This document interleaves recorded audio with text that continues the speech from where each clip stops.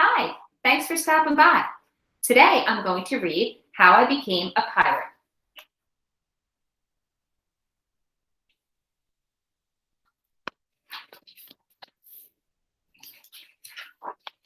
Written by Melinda Long and illustrated by David Channing. Pirates have green teeth, when they have any teeth at all. I know about pirates because one day, when I was at the beach building a sandcastle and minding my own business, a pirate ship sailed into view. I knew what it was because its flag had a skull and crossbones on it, and because I could hear the pirates singing, "Hey ho, blow the man down." They were a little off key.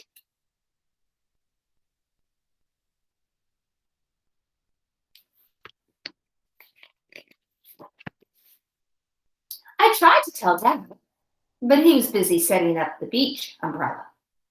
I tried to tell Mom, but she was busy slathering my baby sister with sunblock. So I went back to my sandcastle, but I kept an eye on the pirates. By then, they were rowing to shore.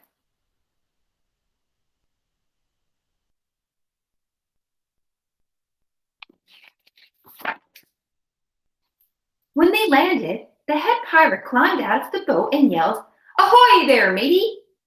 Be this the Spanish Main?" "No," I said. "This is North Beach."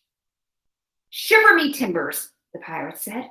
"We must have taken a wrong turn at Bora Bora."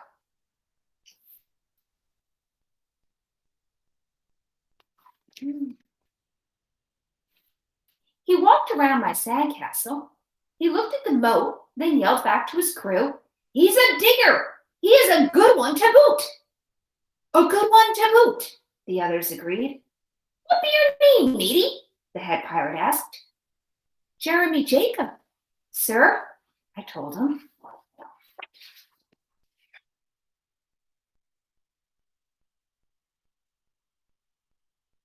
He walked around my sandcastle.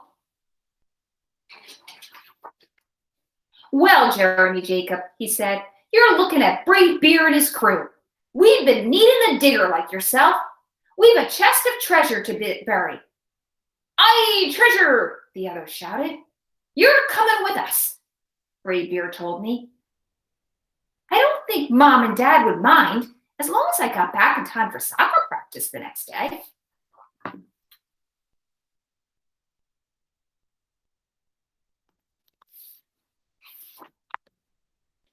That's how I became pirate.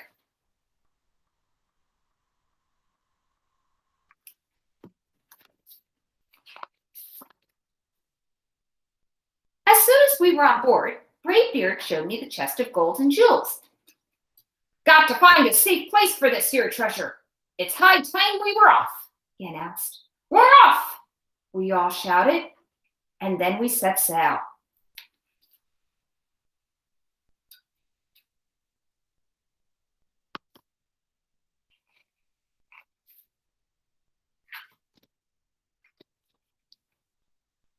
There was plenty to do on board. The pirates taught me to sing sea chanties, the louder the better, and to say real pirate stuff like "landlubber" and "scurvy dog."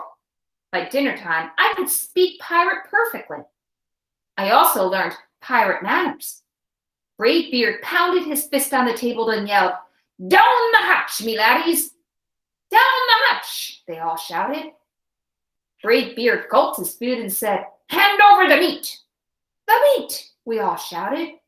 Nobody told us to finish our spinach. There wasn't any. Or to chew up our carrots. They weren't allowed on board. We talked with our mouths full, and nobody said please or thank you. Oops, show the picture. Look at that.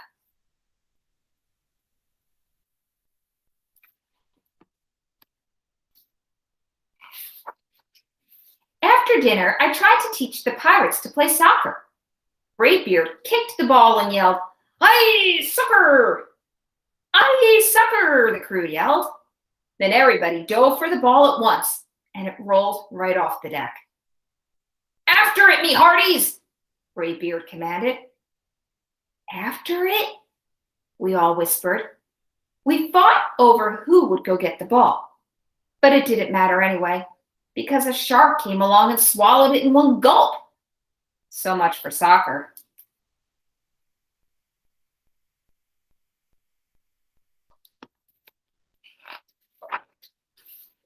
By now it was past my bedtime, but nobody tells pirates to go to bed, to take a bath, or to brush their teeth. That's why their teeth are green. Pirates sleep with one eye open just in case, and they don't change into pajamas unless they want to. Pirates don't do anything they don't want to, except for maybe swabbing the decks. I wanted to be a pirate forever.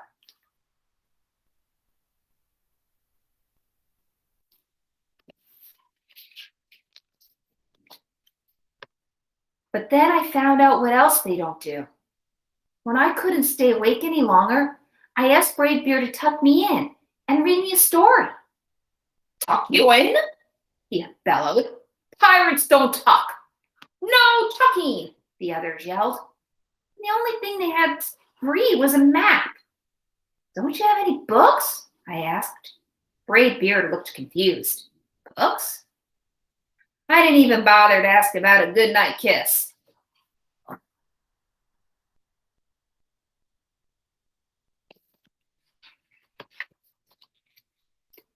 It wasn't easy to fall asleep without a story, but I was finally dozing off when a storm broke.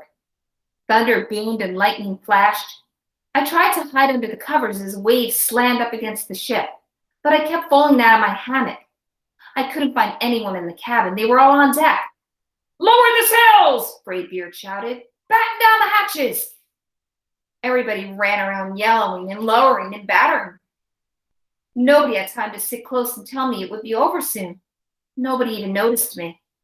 I decided that I didn't want to be a pirate after all.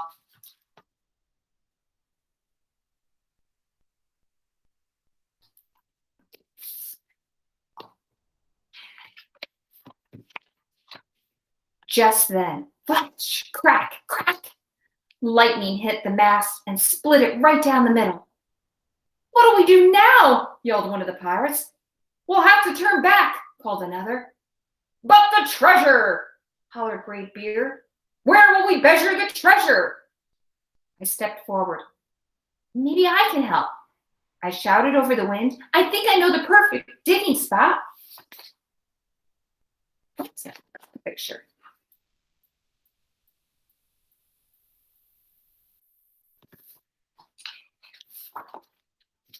When the storm was over, we rowed back to shore and buried the chest. We drew a map so we could find the treasure again, but I don't think I'll need it.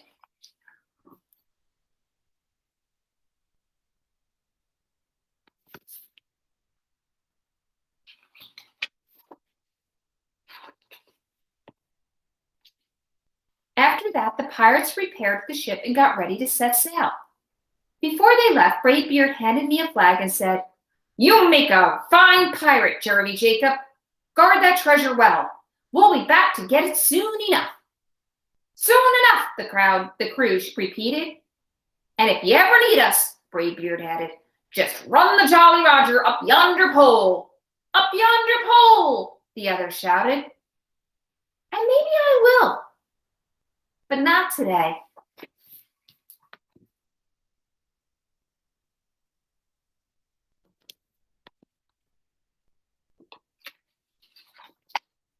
I have soccer practice.